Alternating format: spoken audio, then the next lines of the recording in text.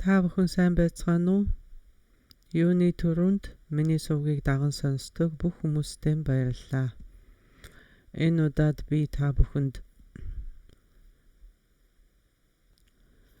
Бөрлүүлүүлсэн багшийн заасан цаалун хэмээх хичээлийг танилцуулж байна. За тэгтээ урьдчилаад хэлэхэд энэ хичээлийн орчуулга маань тийм ч их сайн болохгүй болов уу гэж бодож байна.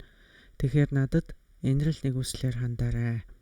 Яагаад гэвэл энэ сэдв өөрөө маш авгаа тэгээд маш амаргүй ийм өөрмөц сэдв байлаа. Үнэхээр миний хэрэгсэхт ийдсэн зүйл юм байна да гэж би бодсон. Гэхдээ ямар ч гэсэн цаалун гэдэг ойлголтыг бүдэг бадагч болсон нэг ерөнхий зураглалыг та бүхэнд хүргье гэж зорьсон юм аа. За цаалун гэдэг дотоодын гал төмөөгийн дадлагын нэгэн хэсэг юм. Тэгэхээр төмөөгийн дадлага дотоодын гал гэдэг маань Наравагийн 6 йогийн үндэс шүү дээ. За энийг зарим хүмүүс мэддэг ч байж магадгүй. Наравагийн 6 йог нь юу вэ гэхээр дотоодын гал, элбийн бие, зүүдний йог, гүн ойрны йог, үхлийн йог, пова гэсэн 6 йог байдаг. Эдгээрийн эхний хоёрыг нь бид сэрүүн үедээ, дунд хоёрыг нь бид нойрсож байх үедээ, харин эцсийн хоёрыг нь бид үхлийнхээ үеэр татуулдаг. Өөрөөр хэлбэл одоо сэрүүн үе, унтах үе, үхлийн үе гэсэн ийм 3 чухал амьдралын мөчлөг бидний амьдралд тохиолддог байна л да. Тэдгээр мөчлөг болгонд бидэнд нэг ийм хүчрхэг үеийн хүч үйлчилж идэг. Эдгээр үеийн хүч бол үеийн хий юм. Хий энергийн хүчээр бид төрдөг. Хий энергийн хүчээр бид мөн үхдэг. Одоо бидний яриад байгаа тэр үеийн хүч гэж яриад байгаа юм чинь үндсэндээ үеийн хий байдаг юм аа. Ямар ч хөдөлгөөнгүй ийм тогтвортой нам гүн байдлын дундаас ингээд хий энерги итвэхчээд гараад ирэхийг бид төрөлт гэд нэрлэж байгаа. Энэ хий энергийн давлгаа буцаад тэр нам гүмдээ шингэхийг нь бид үхэл гэд нэрлэж байгаа. Бидний ерөөсөө мэдэрч байгаа энэ бүхэн төрөл, үхэл, амьдрал энэ бүхэн юунаас шалтгаалаад байна гэвэл энэ үеийн хийнээс шалтгаалж байгаа. Хийнээс шалтгаалж байгаа. Тарны ёсонд бид биеэ захирдаг, судрын ёсонд бид сэтгэлээ номхруулдаг гэж та бүхэн сонсч ирсэн баг. Тэгэхээр энэ биеэ захирна гэдэг нь энэ хийг захирахыг л хэлээд байгаа. Хийн энергийг. Дотоодын гал бол Наравагийн 6 йогийн хамгийн ихнийх нь. Дотоодын гал төмөө гэж юу болохыг зарим хүмүүс мэддэг баг. Тэгээд дөмөө гэдэг энэ үг, дүм гэдэг нь байгаль, моо гэдэг нь бэлгүүн гэсэн үг. За энийг одоо ойлгомжтойгоор энгийнээр тайлбарлая гэх юм бол төм гэдэг нь үеийн хүч, муу гэдэг нь бясалгалын хүч. Тэгэхээр төмөө гэдэг чинь байгалийн хүч, бясалгалын хүч хоёрын нэгдлийг илэрхийлсэн үг байгаа зү. Байгалийн хүчийг бид өөрсдийнхөө энэ бясалгалын хүчтэй нэгтгэх юм аа. Тэгээ байгалийн хүч гэж юу хэлж байгаа вэ гэхээр л одоо шунал гэдэг байгалийн хүч, нойр гэдэг байгалийн хүч, үхэл гэдэг байгалийн хүч. Эдгээрийг чинь бид байгалийн хүч гэж нэрлэдэг байгаа. Бид эдгээр үеийн хүчнүүдийг ашиглаад бясалгалаараа одоо маш гүнзгий төлөвт хүрч очих гээд байгаа. Нэг үгээр хэлбэл судрын ёс, тарны ёс хоёр одоо юугаараа хамгийн их ялгаатай юм бэ гэд бодоод үзэхээр энэ бол бясалгалынхаа төвшнөөр л ялгагдаж байгаа. Хэр гүнзгий төвшөнд орж бясалгаж байна гэдгээр. Буддизм гэхээр бид 3 зүйлийг ярьдаг. Суурь, мөр, үр гэж. За энийг бол би урд нь маш олон удаа энэ талаар ярьж исэн. Суурийг нь бид ойлгох хэрэгтэй, замыг нь бид дадуулах хэрэгтэй, үр дүнгийг бид нээж илрүүлдэг юм а гэж. Тэгэхээр хэрвээ бид суурийг нь хагас дутуу ойлгочих юм бол зам нь ч гэсэн хагас дутуу болоод хагас дутуу замаар явсан хүн хагас дутуу үр дүнд хүрч очино. Хэрвээ бид суурийг нь буруу ойлгочих юм бол буруу замаар яваад эцсийн үр дүн ч гэсэн ягаад ч зүв байхгүй. Тийм учраас би энэ талаар одоо зөв ойлголт өгөхийн тулд буддизмын ерөнхий энэ суурь, үр, мөрийг хичээл болгоныхоо ихэнд заадаг. Зарим хүний бол бараг чихэн өвдөж байгаа байх. Нөгөөтг чинь дахиад нөгөөтгөө ярьж гин гэд. Мэдээж би энийг хичээл болгоныхоо өмнө ярих болно. Тэгэхээр буддизмын суурь гэдэг бол байгаль. Буддизмын зам мөрөнд бид өөрсдөө. За тэгээ хүрх үр дүн нь бид өөрсдөө энэ байгальтайгаа нэгдэж салшгүй нэг бүхэл зүйл болохыг хэлж байгаамаа. Буддизмын суурь нь байгаль юм а гэхээр байгаль гэдэг чинь энэ хоёр үннийг хэлж байгаа. Харьцангуй үнэн, туйлын үнэн хоёрыг. Тэгвэл тарны ёсонд энэ хоёр үнэн гэхээр тарны ёсонд хоёр үнэн гэдэг бол маш нарийн энерги, маш нарийн сэтгэл хоёрыг хэлдэг. Одоо би гэдгээр энергийг хэлж байгаа, сэтгэл гэдгээр ухамсарыг хэлж байгаа. Одоо бидэнд байж байгаа энэ физик бодит бие маань мөн л энергийн бие. Тэгтээ давлгаатай энерги. Зүүдний үед байдаг бидний зүүдэн бие бол энергийн бие. Тэгтээ мөн л давлгаатай энерги. Тэгвэл нас нүгцсний дараа бид зууртын биеийг олдог. Энийг хий бие гинүү, зууртын бие гинүү ялгаа байхгүй. Энэ ч гэсэн энергийн бие. Тэгтээ энэ ч гэсэн давлгаатай энерги байдаг. Тэгээ давлгаа гэхээр л давлгаа ирнэ, давлгаа явна. Давлгаа ирнэ, давлгаа буцна. Тэгээд ирж байгаагийн та төрөлт гэж нэрлээд буцаж байгаагийн та үхэл гэд нэрлэж байгаа. Яг тийм учраас бидний энэ физик бие төрдөг, үхдэг. Бидний зүүдэн бие ч гэсэн төрдөг, бас үхдэг.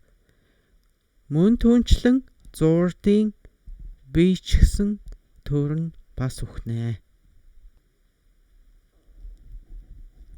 За тэгэхээр бидний энэ физик бие бол үеийн энерги. Бидний энэ физик биеийн энерги бол үеийн энерги. Бидний зүүдэн биеийн энерги бол мөн л үеийн энерги. Зууртын бие ч гэсэн тэрнтэй адилхан үеийн энерги. Үеийн энерги гэдэг маань үеийн хий. Яагаад үеийн хий байна гэдээ ахаар эн чинь давлгаатай байгаад байгаа.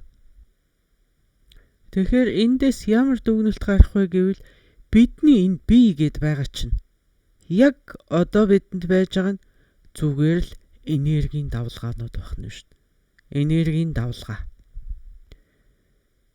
Тэгээ асуудал хаана байна гэхээр энэ давлгааг бид захирч чадахгүй байгаа. Энэ давлгаа хизээ ярихыг бид мэдэхгүй. Энэ давлгаа хизээ буцахыг бид мэдэхгүй. Бидний хүслээр болдгоо бидний захиргаанд байдаггүй. Бидний хяналтгүй явагдаад байгаа. Тэгэхээр яг тодорхой хэмжээгээр биднээс энэ биеинд нөлөөлөх гэл үзэж л байгаа юм л да. Янз янзаар нөлөөлөх гэл оролдож л байгаа юм бид. Бид одоо маш их хичээж, маш их хөдөлмөрлөж одоо энэ биеийг нэг аятайхан байлгачих гал, энэ биеийг нэг өвчнгүй, өвдөчгүй байлгачих гал, сайхан гоё байлгачих гал ингээл зөндөө байдаг хүчээ шавхаад л оролдож л байгаа юм л да. За тэгээ бидний энэ хүнд хүчээр хөдөлмөр гаргаж зүтгэсний хариуд тодорхой хэмжээний бага сага нөлөө биендээ үзүүлдэг байж болно. За ингээл баахан фитнес exercise хийгээл дасгал сургуулилт хийгээл бие хаагаа сайхан болгоол чанартай сайхан хоол унд идэл ингээл эрүүл мэндэд дэмжил ийм бага сага нөлөө бол байж болоод байгаа. Гэхдээ тэрнээс хэтрэхгүй шүү. Тэрнээс хэтрэхгүй байна гэдэг чинь эн чинь хязгаартай байна гэсэн үг үстэй. Энэ хил хязгаартай байна гэдэг чинь л зовлон гэлээд байгаа. Хил хязгаар чинь өөрөө зовлон юм. За гэхдээ санаа зовох хэрэггүй. Энд гарах хувилбар байгаа. Та бүхэн энийг сонсоод одоо нэг их сэтгэлээр унаад яана одоо ингэж энэ ч одоо ямар ч хяналтгүй, ямар ч захиргаагүй юм биш үү? Яах чарахгүй юм биш тэгэж бодож иж магадгүй. Бидэнд хувилбар байгаа. Тэр нь юу юм бэ гэх юм бол цаалуу. Тэгэхээр бидний бие гэдэг маань энергийн давлгаа, бидний сэтгэл гэдэг маань сэтгэлийн хөдөлгөөний давлгаа байдаг. Сэтгэлдээ ч гэсэн биднээс тодорхой хэмжээгээр нөлөө үзүүлж чаддаг байж магадгүй. Их бага хэмжээгээр зарим хүмүүс нэлээд нөлөөлдөгч байж магадгүй. Тэгэхдээ бидний энэ сэтгэлдээ үзүүлж байгаа нөлөө мөн л хязгаартай байна. Бид энэ сэтгэлийг захирна гэхээсээ илүү энэ сэтгэл биднийг захираад байна. Тэгэхээр л бид энэ биеийнхээ зарцсан энэ сэтгэлийнхээ айрман байна гэж яриад байдаг. Энд байдгийн авчирна. Сэтгэл бидэнд яг ноцтойгоор тушаалаа өгөхөд ер нь бол одоо тэрийг эсэргүүцсэн сөрөх тийм чадaltaй хүн бол маш цөөх. Гэхдээ бас заримдаа сэтгэл танд ямар ч тушаалаа буулгаагүй тийм нэг сайхан завсрын тийм чөлөөтэй үе бас тохиолддог байна. Яг тийм үед бид ямар байдаг вэ гэхээр нэх сайхан эрх чөлөөтэй юунд ч санаа зовох юмгүй тийм байдалтай болчдөг шүү дээ. Таны сэтгэл танд юу ч тушаагаагүй тэр үе бол бидэнд тэгж мэдрэгддэг бахнэ. Бүх юм яг миний хүснээр болооч байгаа юм шиг. Би амьдралаа захираач байгаа юм шиг тэгж санагддаг. Амьдрал миний атганд яг миний захиргаанд бүх юм хяналтанд ор байгаа юм шиг санагдаад надад дэважинт ч очих хэрэггүй, надад гэгэрэх хэрэг байхгүй гэж бодогдох үе бидэнд байдаг шүү дээ. Харин энэс бусад үед бол сэтгэл танд тушаалаа буулгаад таны хийхийг хүсэхгүй байгаа зүйлийг танаар хийлгүүлдэг шүү дээ. Дарга нь тушаалаа өгөхөд цэрэг нь биелүүлдэг үстэй. Яг л тийм. Тийм учраас л биднээс энэ биеийнхээ барлаг нь энэ сэтгэлийнхээ айрман байна гэж яриад байгаа.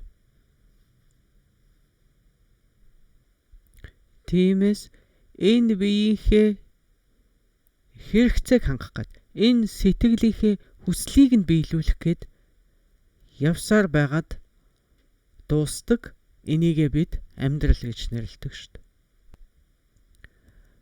За ингээд судрын ёсонд бид сэтгэлээ захираад авах юм бол бие нь хаа болдох юм бэ гэж үздэг бол тайрны ёсонд бид биеэ эхлээ захирнаа. Тэгээд дараа нь бид сэтгэлээ захирнаа гэж үздэг. Тийм учраас тайрны ёсонд сэтгэл гэдэг бол морь, хий гэдэг бол түүний хөлөглөөд авчиж байгаа морьтын юм аа гэж үздэг. Бидний ярьдаг хиймор гэдэг үг эндээс гарсан болов уу гэж бодож байна. За одоо энд энерги гэдгээр бид өөрсдийнхөө амьсгалыг хэлж байна. Энерги гэж ярих юм бол бид өөрсдийнхөө амьсгалыг хэлж байна гэж ойлгоно. Тэгэхээр бидний энэ цаалууны хичээл маань бидний амьсгалын талаар хичээл байна. За амьсгал гэдэг бидэнд гадаад амьсгал бий, бидэнд дотоод амьсгал бий. За ингээд гадаад амьсгал гэдэг бол бидний өдөр тутам авч гаргаж идэг 21600 амьсгалыг хэлдэг. Энэ тоог яаж гаргасан юм бэ гэхээр залуу насанд хүрсэн залуу хүн эрүүл чирэг. За тэгээд тимч их иддэг биш, тимч бага иддэг биш. Тэгээд одоо биеийн янз бүрийн өвчтөй биш. Ийм хүний амьсгалын тоогоор энийг тогтоосон баг. Өдөр тутам бидний авч гаргадаг энэ 21600 амьсгалыг бид гадаад амьсгал гэж нэрлэдэг байна. За энэ бол энергийн давлгаа юм. Энэхүү 21600 амьсгалыг бид одоо үеийн хүч, байгалийн зам, үеийн хий гэж нэрлэдэг байна.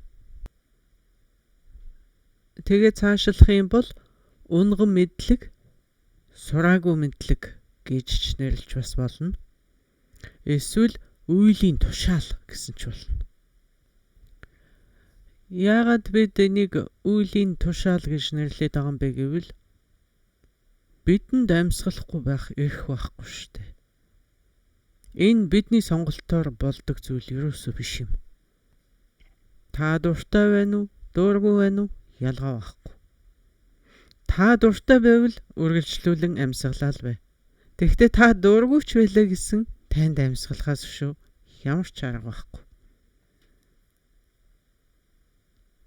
Тэгэхээр та амьсгалах дуртай юу гэж асуудаг тийм асуулт бол ер нь хинч хинээс ч тэгж асуудаггүй гэж би бодож байна. Яагаад гэвэл эн чинь дуртай байна уу, дургүй байна уу ямар ч ялгаагүй юм шүү дээ. Тэгж асуудаг хүн байлаа гэхэд та одоо юу гэж хариулах вэ? Та амьсгалахдаа дуртай юу, дургүй юу гэж асуух юм бол та дуртай гэж хариулах уу, дургүй гэж хариулах уу? Юу ч хариулсан ялгаа байхгүй. Энэ чинь таны сонголт биш ээ. Тийм болохоор л энэ чинь үеийн тушаал байгаад байгаа. Энэ бидний аваад байгаа энэ амьсгал, авж гаргаад байгаа амьсгал чинь тэгвэл бидний биеинд нөлөөгөө үзүүлж идэг. За тэгээд энэ авч гарч байгаа амьсгал чинь бидний сэтгэл дээргээд нөлөөгөө үзүүлж байгаа. Ноёд хатагтай нараа та амьсгалаа хийн чадахгүй жиж амьдралаа яаж хянах юм бэ? Та энэ амьсгалаа хийн чадахгүй биеэ яаж хянах юм? Амьсгалаа хийн чадахгүй сэтгэлээ яаж захирах юм? Бие сэтгэл хоёроо захирч чадахгүй байна гэдэг чинь та өөрийгөө захирч чадахгүй байна гэсэн үг шүү дээ. Өөрийгөө захирч чадахгүй байгаа хүн энэ амьдралыг яаж захирах гэдэг? Амьдралаа захирч чадахгүй байгаа хэрнээ энэ ертөнцийг яаж захирах гэдэг? Өөр бусад хүмүүсийг яаж захирах гэдэг? Боломжгүй шүү дээ.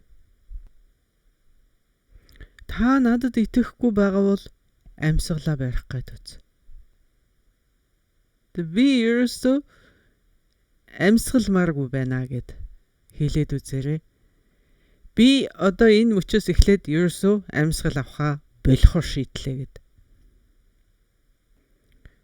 Тэгээд амьсгалахгүй байх гээд үзээрэй болох нь үгүй юу? Өдөр болгон бидний авдаг авч гаргадаг энэ 21600 давлгаа, энергийн давлгаа. Энэ бол бидний гадаад амьсгал юм. Нөгөө талаас нь аваад үзэх юм бол энэ биеийг, энэ сэтгэлийг ингээд амьд байлгаж яхахын тулд бидэнд өдөрт 21600 амьсгал авч гаргаж явах шаардлагатай гэж болно. Амьсгалыг бид бас унган мэдлэг гэж нэрлэдэг байгаа. Үйлийн мэдлэг, сураагүй мэдлэг, унган мэдлэг. Яагаад мэдлэг гэж юм? Яагаад гэвэл бид амьсгалахад суралцдаггүй. Амьсгал авах, амьсгал гаргахад бид хизээж суралцдаггүй. Тийм учраас энийг бид унган мэдлэг гэдэг. Өөр үгээр хэлэх юм бол автоматар явагдчихэдэг гэсэн үг. Автомат. Миний амьсгал гэдэг надаас огт үл шалтгааллах нэг юм бие даасан хүн байгаа юм шиг л байдгийг шүү дээ. За ингээд жоохон хурдан амьсгалыг, жоохон удаан амьсгалыг, жоохон урт амьсгалыг ч гэдэг юм уу, ийм баг саг нөлөөл байж болохоос биш. Амьсгал гэдэг бол надаас огт үл шалтгааллах танихгүй хүн шиг л байдгийг шүү дээ. Ямар ч миний оролцоогүйгээр амьсгал орж л байдаг. Миний оролцоогүйгээр амьсгал гарч л байдаг. Өөрөө мэдээд л бүхнийг хийж идэг. Тийм учраас бид энийг үйлийн хий гэж нэрлэдэг. Энэ өөрөө ингээд дураараа мэдээд бүхнийг хийгээд байгаа чинь буддизмд бид энийг юу гэж нэрлэдэг вэ гэхээр энэ ямар ч хяналтгүй байна гэж яриад байгаа. Бидний амьсгал ямар ч хяналтгүйгээр орж гарч идэг. Миний нөлөөгүйгээр барахгүй, надад мэдэгдэхчгүй. Би бараг орж байгаагийн ч мэддэггүй, гарч байгаагийн ч бараг анзаардагчгүй. Надад мэдэгдэхчгүй, ороод гараал ингээл явж идэг. Тэгвэл дотоод амьсгал гэж бидний зүрхний цохилтыг хэлдэг байна. Бидний зүрхний цохилт. За ингээд тарны ёсноос авч үзэхэд, тарны ёсны үүднээс авч үзэхэд нэг өдөрт нэг өдрийн дотор бидний зүрх 226,800 удаа цохилдог гэж үздэг. За энэ тоо худлаа байж магадгүй, энэ тоог би андуурч байж болох юм аа. 226,600.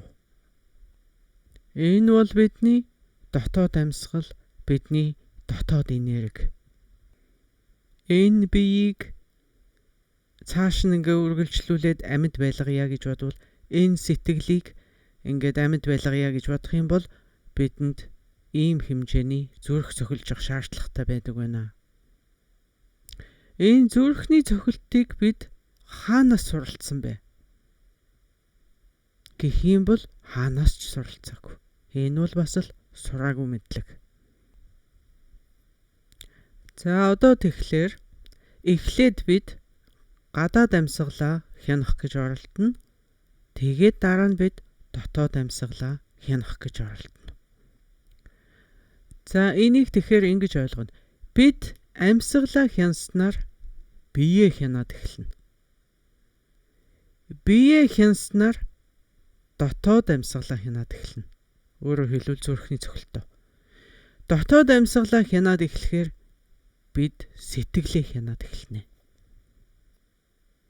Яг одоогийн байдлаар энэ бүхэн чинь ямар ч хяналтгүй явж шít. Автоматар. Ямар ч хяналтгүй явж байгаа байхгүй. Тэгээ ямар ч хяналтгүй явж гинэ гэхээр нэг сайн тал нь юу гэхээр бидэнд хийх юм байхгүй гоц. Бидэнд хийх юм юу ч байхгүй. Бид нэ шалтгааллахгүй эн чинь автоматар ингээд амьсгал ороод гараад зүрх цохлоод дин дон гэд үйж байгаа шít. Энэ бол сайн мэдээ.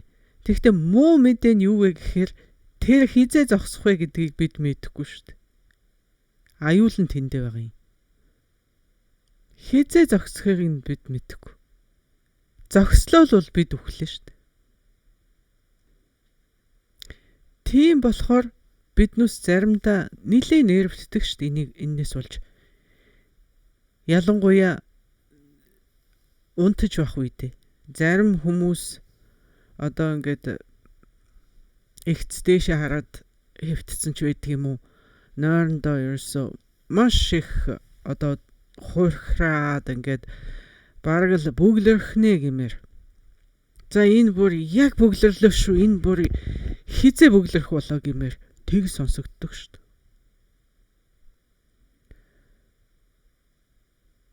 Нойрон дундаа бүр маш хэцүү бэрхшээлтэй ингээд маш их сорилттой тэр амьсгал орж гарч байгааг харахад хөөх яана энэ хизээ зөксөх болоо гэмээр тэг санагддаг шүү. За ингээ би ч гэсэн заримдаа их кофе уучихсныхаа дараа янз бүр болтгоо. Уг нь бол би нэг кофенд дуртай хүн биш. Кофенд яг уухтаа бол нэг дуртай хүн биш. Тэгэхдээ тэр кофе чанаж уух үйл явцад нь би их дуртай. Надад маш их таалагддаг. Магадгүй би товч дарах дуртай ч хүн юм билүү те.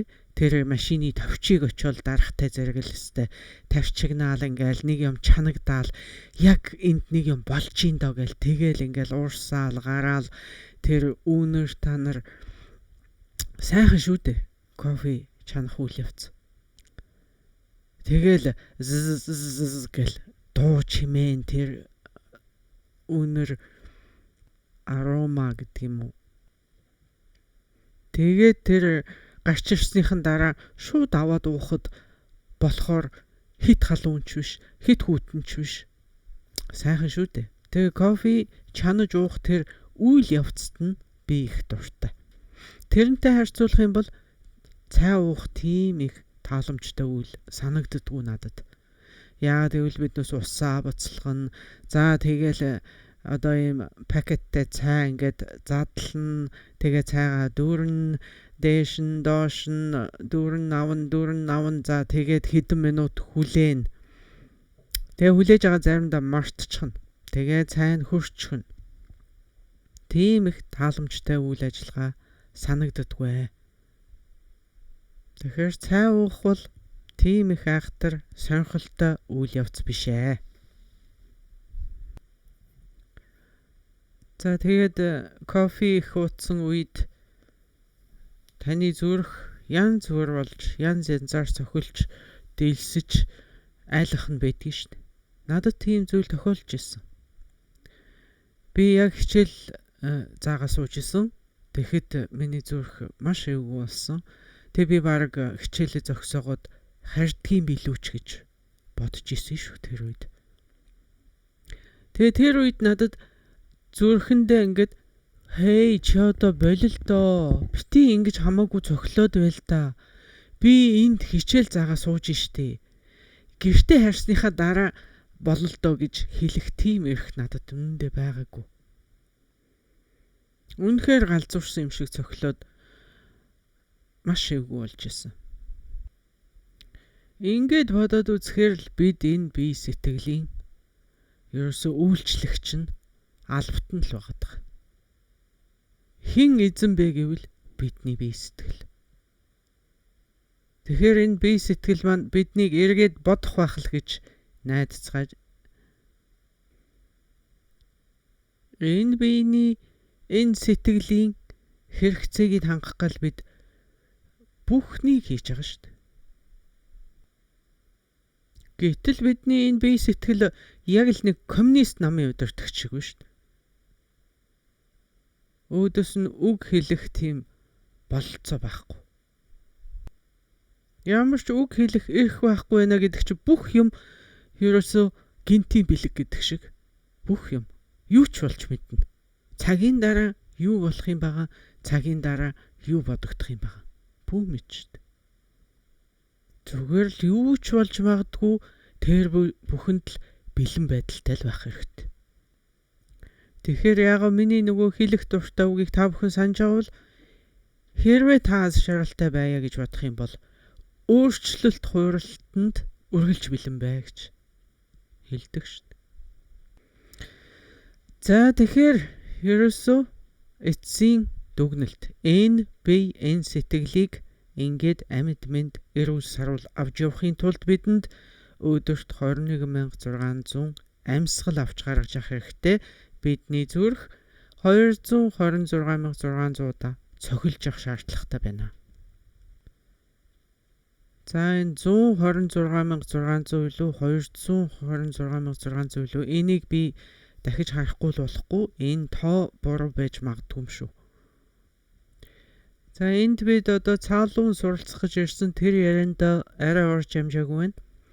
За цаалуун гэдэг нь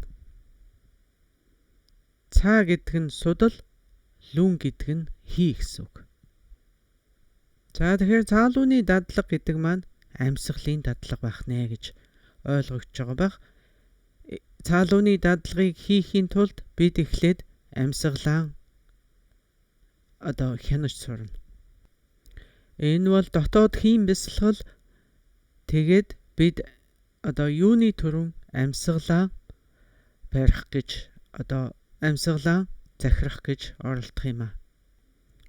Яг одоогийн байдлаар бидний амьсгал, бидний зүрхний цохилт одоо бидний хяналтгүйгээр явагдаж байна. За ингээ хяналтгүйгээр явагдаж байна гэдэг үг танд таалагдахгүй байгаа бол жам ёсороо явагдаж байна гэж хэлсэн ч болно. За зүрх цохилдгороо л цохилж байна, амьсгал орж гардгаараа л орж гарч байна. Үнэн хэрэгтээ эн чинь ямар ч хяналтгүй байгааг л хэлж байгаа. Эхлээд юуны төрөв бид хянах гэж оролдоно. Тэгээд дараа нь бид одоо түүний энэ хяналтнаас гарах гэж чөлөөлөгдөх гэж оролдоно. Эхлээд бид хянах гэж оролдоно, дараа нь бид чөлөөлөгдөх гэж оролдоно гэж ойлгоно. Та бүхэн бодоод үзээрэй. Амьсгал гадаа дотоод амьсгалаа хянчна гэхээр хянсны дүнд та юу олж авах юм? Таны одоо төгс төгөлдөр ийм маш сайн нөхцөлтэй болно гэсэн үг. Маш сайн биетэй, маш сайн сэтгэлтэй, ийм маш сайхан нөхцөлтэй болно гэсэн үг. Тэгвэл одоо дараагийнхан шат нь энээс бүр мөсөн чөлөөлөгдөх нь шүү дээ. Ямар ч нөхцөлгүй, болцолгүй тийм төвшөнд хүрч очно гэж. Та энэ бие сэтгэлээ захираа зогсохгүй, та энэ бие сэтгэлээсээ чөлөөлөгднө гэж яриад байна шүү дээ. Энийг ч нь л бид гэгэрэл гэж нэрлэдэг үстэй. Яагаад гэвэл энэ одоо танд хичнээн сайхан бие байгаад тэр чин хязгаартай байна. Танд хичнээн төгс төгөлдөр сэтгэл байгаад тэр чин хязгаартай байна. Бидний өгийн мөн чанар бол хязгааргүй юм аа. Энэ бие сэтгэл чинь биднийг хязгаарлаад байгаа байхгүй. Тэгэхээр бид өгийнхаа мөн чанарт хүрэхийн тулд эндээс чөлөөлөгдөж, энэ бол бидний хамгийн дээдлийн зорилго эрх чөлөөнд хүрэх явдал. За энэ бие гэдэг бол гайхамшигтай. Тэгтээ энэ бие танд эцсийн хариултыг хийж өгөхгүй. Бидний энэ сэтгэл бол үнэхээр гайхамшиг. Тэгтээ эцсийн хариултыг бидэнд хизээч өгөхгүй нэ.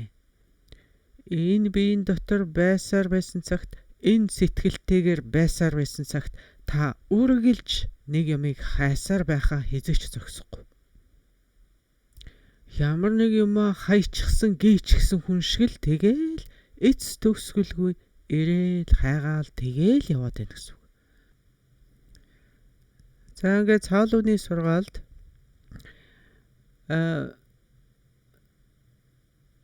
суурн гадаад бие хэл сэтгэл, дотоод судал хий тусал, нууц бие хэл сэтгэл гэж байдаг байна.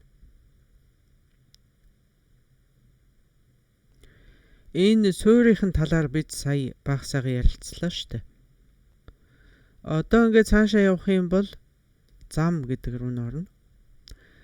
За ингээд суур мөр гэдэг нь одоо юу юм бэ гэхээр өөрчлөсөн бэлтгэлийн дадлгууд. Тэгээд өөрчлөсөн бэлтгэлийн дадлгуудын дотроо эглийн өөрчлөсөн бэлтгэлийн дадлага, эгэл бусын өөрчлөсөн бэлтгэлийн дадлага гэж байдаг байна. За тэгэхээр эглийн гэдэг нь юу хэлж байгаа юм бэ гэвэл энэ дотор 3 янзын дадлага агуулгаддаг. Эхнийх нь үлзийтэй болон үлзий бусын шинжүүдийг таних гэж. Бидний биеэр гүйж байгаа энэ хийн хөдөлгөөн биш. Энэ хийн хөдөлгөөнөөр үлзийтэй болон үлзий бусын шинж тэмдгүүдийг таних гэсэн дадлага байна. За хоёр дахь нь хизээ амьсгалаа барих уу, хизээ амьсгалаа гаргах уу гэдгээ мэдэж байх. За энэ хоёр дахь нь. Гурав дахь нь тарин ба хийнээс үл салах очийн амьсгал гэдэг. Ийм гурван дадлага багтдаг байна. Бид өөрсдийнхөө амьсгалыг юуны төрөн хянаж сурснаар биеэ хянана. Биеэ хянснаар дотоод амьсгалаа хянана. Дотоод амьсгалаа хянаад бид сэтгэлээ хянаж эхэлнэ шүү дээ. Тэгэхээр чи үндсэндээ бид бие сэтгэл хоёроо хянаад эхэлнэ. Бие сэтгэл хоёр чинь таны эрхэнд ороод ирэхээр та жинхэнэ сүсэг бишрлийн баатар болж хувирна. Энийг чинь л сүсэг бишрлийн баатар гэж нэрлэдэг байгаа шүү дээ. Бидний энэ гадаад бие хэл сэтгэл гэдэг бол маш бүдүүн хэлбэрийн бие хэл сэтгэлийг хэлж байгаа. Тэгэхээр тарины ёсонд бол бид энэ гадаад бие хэл сэтгэлээ хөгжүүлэхэд маш их анхаарал тавьдаг. Тийм ч учраас тарины ёсонд нөгөө 10 хар нүгэл, тэгээ 10 хар нүглийг үйлдэхгүй байхыг 10 цагаан буян гэж нэрлэдэг. Энэ чинь бол ерөөсөө энэ бүдүүн бие хэл сэтгэлийг л захирах оролдлого юм шүү дээ. За тэгэхээр энэ бүдүүн хэлбэрийн бие хэл сэтгэлд өөрчлөлт хийхин тулд хамгийн түрүүн бид сэтгэлээ өөрчилдөг баг. Тэгэхээр энэ судрын ёсонд сэтгэлийг хөгжүүлэх замаар бид бие сэтгэлээ хянах гэж оролддог гэсэн үг. За дотоод бие хэл сэтгэл гэхээр бидний судал хий туслуудыг хэлж байгаа. Бидэнд 72,000 судал байдаг бидний биед. За тэгээ 21,600 амьсгал маань дотоод хэл юм уу бие хэл сэтгэлийн хэл нь байх нь шүү дээ. За тэгээ бидний улаан цагаан туслууд бол дотоод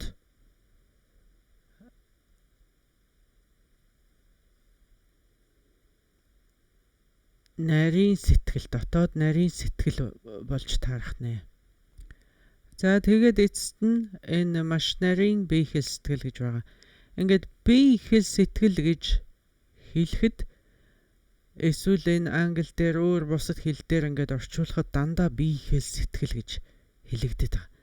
Тэгвэл энэ төвд хэл дээр бүгдээр өөр нэртэй. Бүгд өөр. Гадаад дотоод нууц бие хэл сэтгэл бүгдээр өөр нэршилтэй байдаг байна. Тэгэхээр маш нарийн бие хэл сэтгэл гэдгээр бурхны лагшин зарлиг тааллыг хэлж байгаамаа. Өөрөөр хэлбэл хязгааргүй энергийн бие, огторгүй мэт, уудам, ухамсар. Эдгээрийг маш нарийн бие сэтгэл гэж хэлж байгаа. За ингээд гадаад дотоод нууцын бие хэл сэтгэлийн тухай танилцуулга үгээр зогсооё. Яагаад гэвэл энэ талаар яриад ах юм бол бид цаалууныхаа хичээлд хизээж орохоргүй байгаамаа. Тэгээд эцсийн бүлэгт бидний хүрэх гээд байгаа тэр хязгааргүй энергийн бие, хязгааргүй огторгүй мэт ухамсар. Тэр л бидний хамгийн дээдлийн зорилго юм шүү дээ. Бидэнд байж байгаа энэ биеийг бид энэ байдлаар нь авч явна гэвэл бидэнд маш их юм хэрэгтэй байна. Маш их юм хэрэгтэй байгаад байна. Тэгээд энэ биеинд юм идэх хэрэгтэй, юм уух хэрэгтэй, унтах хэрэгтэй. За тэгэл амьсгал авч явах хэрэгтэй, зүрх цохилж явах хэрэгтэй, дасгал сургуулах хэрэгтэй гэд ерөөсө хэрэгтэй юм нь барагдашгүй их тоолоод баршгүй юм хэрэгтэй. Энэ бүхнийг хангана гэх юм бол бидэнд маш их энерги зарцуулах шаардлагатай. Тэр нь бидэнд хангалтгүй байгаад. Заримдаа ерөөсө боддгийн штэ ингэж их цаг зав бүх хүч хөрөнгөө зарцуулаад үнэхээр хэрэг байна уу гэж баг бодмоор. За би энэ тийм байл. Одоо сэтгэлийн нэгэд аваад үзэхээр бидний сэтгэлд байж байгаа энэ бодлууд, сэтгэлийн хөдөлгөөнүүд эднүс чинь үеийн мэдлэг байхгүй. Үеийн мэдлэг гэдэг чинь төрн бас үхэн. Гэтэл яг одоогийн байдлаар биднүс ямар байна? Биднүс энэ бодол, энэ сэтгэлийн хөдөлгөөн чинь биднүс өөрсдөө тэр болоод хуурцсан. Одоо төрдөг үхдэг ийм төр зүрийн юмыг чинь бид одоо бийжүүлээд боджуулаад би гэсэн тийм юм болгоод гаргаад өөрийнхөө нэрийн байцаалчиг болгоод гаргаад ирсэн. Би гэд бодохоор би өөрийнхөө бодож байгаа юм, би өөрийнхөө сэтгэлийн хөдөлгөөнийг л би гэж бодоод идэг.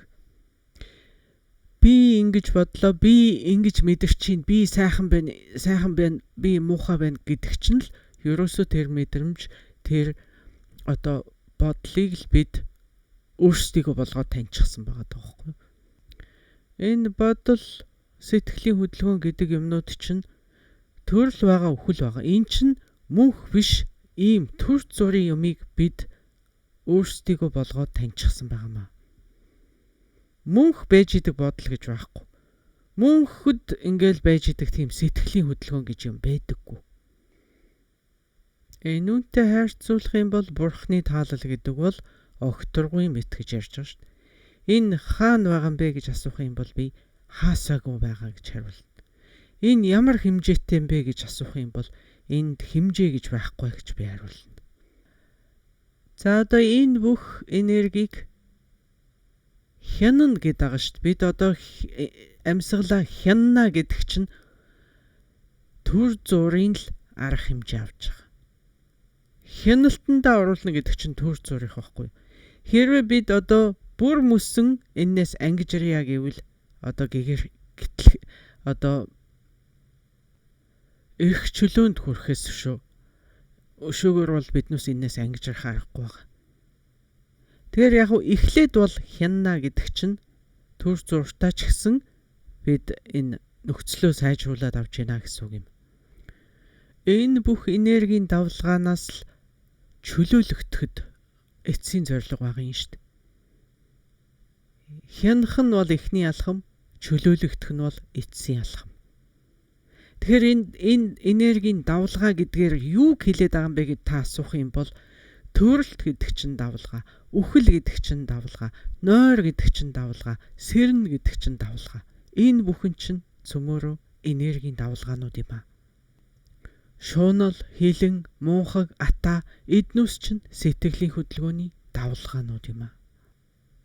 Тэгж байж л нэг өдөр бид төрдөггүй бий, үхдэггүй бий, магадгүй сексгүй бий.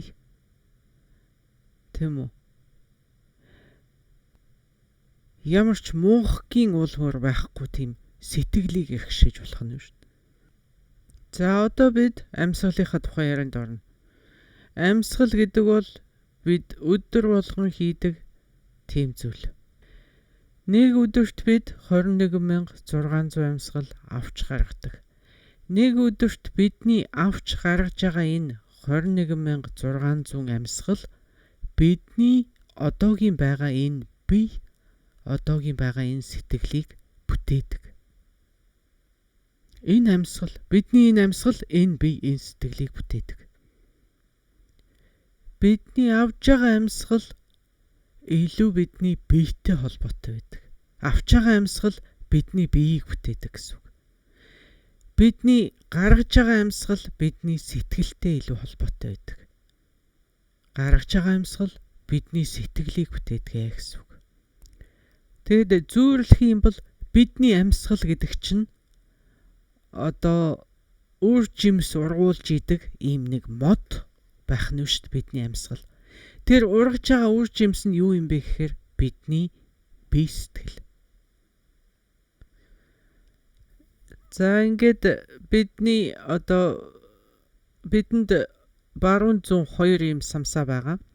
Бидний хамрын баруун зүүн хоёр самсаа. За тэгээд сард бидэнд 30 хоног байдаг. За ингээд янз бүрийн календараар авч үзэх юм бол заримдаа 30-аас илүү, заримдаа 30-аас бага өдрүүд байх нь бий. Тэгтээ ерөнхийдөө бидэнд сард 30 хоног байдаг гэд бодчих. За ингээд сарны тооллоор бидэнд одоо нэг сард 30 хоног байдаг.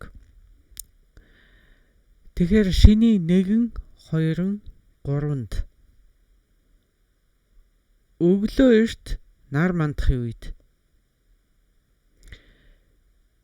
бидний зүүн самсаа эхэлж онгойдог. За шиний 4, 5, 6-нд өглөө эрт нар мандахын үед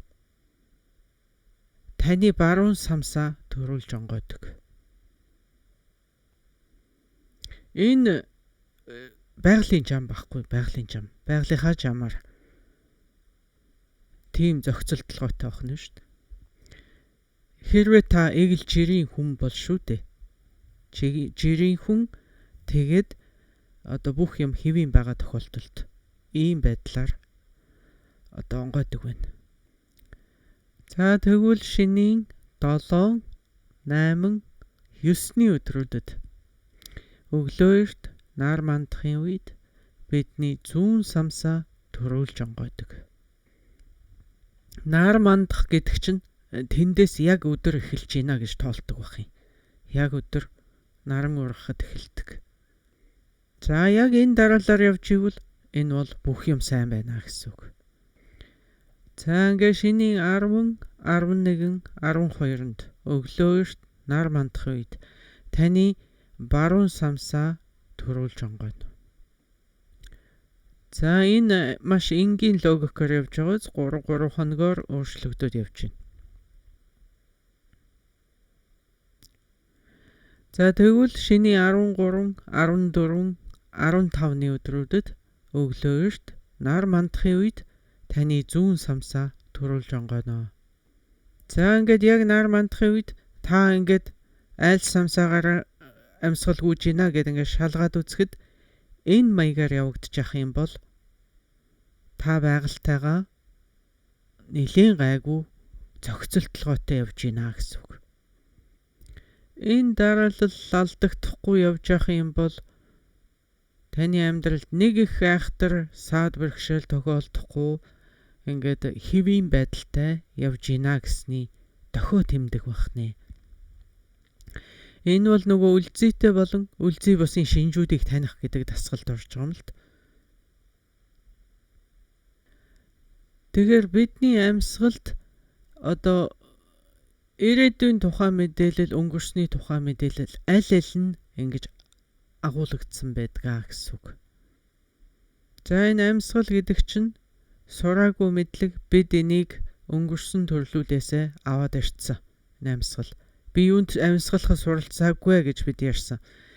Тэгэхээр эн чинь өнгөрсөн амьдралын энэ мэдээллийг дотроо агуулсан байдгаа гэж үзэх бүрэн боломжтой. Тэгэхээр энэ хэр үнэн бэ гэдгийг би хэлж мэдэхгүй. Тэгтээ судар номонд ингэж хүчигдсэн байна. За тэгэхээр хэр үнэн бэ, хэр худлаа вэ гэдгийг нь биднээс өөрсдөө шалгаад үзэж болно шүү дээ. Энд чинь билээхэн хизээ хаана яаж шалгах вэ гэдэг нь энд байж байгаа үстэй тий. Хэр үнэн эсхийг нь бид шалгаад үзэж болно. Хэлж мэдэхгүй шүү дээ. Биднээс магадгүй маш их кофе уучаад, кофе хэтрүүлж уучаад зүрх сөхлөөд байгаа мó бид мэдэхгүй шүү дээ, тийм биз дээ. За эсвэл Coca-Cola Zero уугаад гинт одоо бидний амьсгал өөрчлөгдчих юм уу? Мэдэхгүй шүү дээ. Бидний амьсгалд өнгөрсөн амьдралын мэдээлэл агуулгаж идэг, магадгүй ирээдүйн ч гэсэн мэдээлэл агуулгах бололцоотой юм аа. Бидний энэ амьсгал гэдэг үнэхээр гайхамшигтай зүйл юм шүү дээ. Тэгэхээр би та бүхэнд амьсгал авах бүү мартаарай гэж захиа. Амьсгалахаа бити мартаарай гэж. За ингээд цаашаа явъя. Хуучдын 16, 17, 18-ны өдрүүдэд өглөө эрт наран мандахын үед Таны баруун самсаа төрүүлж онгойно. Таны баруун самсаа онгорхой түүгээр одоо амьсгал орж гарч байна гэсэн үг. Хуучдын 19, 20, 21-ний өдрүүдэд өглөөөрт наран мандахын үед таны зүүн самсаа төрүүлж онгойно. Хуучдын 22, 23, 24-ний өдрүүдэд өглөөөрт наран мандахын үед таны баруун самсаа төрүүлж онгойсон байна. За хуучдын 25, 26, 27-ны өдрүүдэд өглөөөрт наран мандахын үед шалгаад үзэхэд таны зүүн самсаа төрүүлж онгойно. За ингээд цаашлаад 28, 29, 30-ны өдрүүдэд өглөөөрт наран мандахад таны баруун самсаа төрүүлж онгойно. Яг ийм гарцаагүй энэ дарааллаар ингэж явдаг. Энэ бол байгалаас заяасан ийм дараалал байна шүү дээ. За тэгэхээр энэ дараалал алдагдаад 3 хоног юм бол ямар нэгэн жижиг сажиг ийм өвчин эмгэг танд хүрхнэ гэсний дохой. Багсаага би чинь өвтгөндөө эсвэл энэ сэтгэлийн жоохон хямрал гарахандэ гэсний шинж тэмдэг байдаг байна. Энэ дараалал алдагдаад 6 хоног юм бол за таны бие гарцаа авахгүй нэг өвчин хүрхнэ гэсний дохой. Багч биш баггүй тийм өвтгөндөө гэсний дохой байдаг байна. За эсвэл таны амьдралд багсаг асуудлууд тохиолдох нэ гэсний дохой. Энэ дараалал алдагдаад 15 хоног юм бол та болон таны найз нөхөд таны ойр дотныхны хэн нэгэнд мөн өвчин хүрэх ямар нэгэн асуудлууд тохиолдох нэ гэсэн тэмдэг байдаг. Энэ байгалийн дараалал алдагдаад 1 сар өнгөрөх юм бол нэлээд ноцтой асуудал таны амьдралд тулгарх нэ гэсний дохой. Энэ дараалал алдагдаад сар хагас болох юм бол магадгүй таны амь насанд аюул тулгарсан байж магадгүй гэсэн үг. За ингээд маш ноцтой өвчин эсвэл биеийн, сэтгэлийн, амьдралын ийм ноцтой асуудал гарах нэ гэсний дохой байдаг байна. За ингээд яг үхэл биш юм а гэхэд нэг үхэл амьдралын зааг дээр нэг тийм ноцтой юм болдог да. Тиймэрхүү юм болж магадгүй маа гэсний шинж байдаг байна.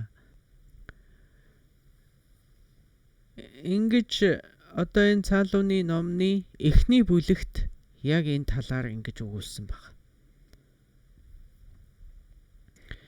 Тэгэхээр ингээд дэлхийн нарыг нэг бүтэн тойрохыг бид жил гэж нэрлэдэг. Дэлхийн сарыг нэг бүтэн тойрохыг одоо сар биднийг тойрдог юм уу? Бид сарыг тойрдог юм уу? Ингээд нэг бүтэн тойрохыг бид нэг сар гэдэг. Нэг сар 30 хоног байгаа. Энэ 30 хоногт бидний амьсгал ийм байдлаар ингэж байглаасаа энэ яагаад ийм байгааг тайлбарлахын арга байхгүй. Энэ бол одоо таашгүй ийм гайхамшигтай зохицолтолгой юм. Байгалийн зохицолтолгой байна шүү дээ. Тэгээ энэ дараалал алдагдах юм бол бидний амьдралд одоо бие махбод, сэтгэл санаа, амьдрал зэрэгт ийм нөлөөгөө үзүүлж болох юм а гэсэн ийм онол байдаг байна. За энэ хүрээд өнөөдрийнхөө хичээлийг төр завсарлая. Та бүхэнд баярлалаа. Дараагийн хичээл дээр эргэн золгоцгоё. Баяртай.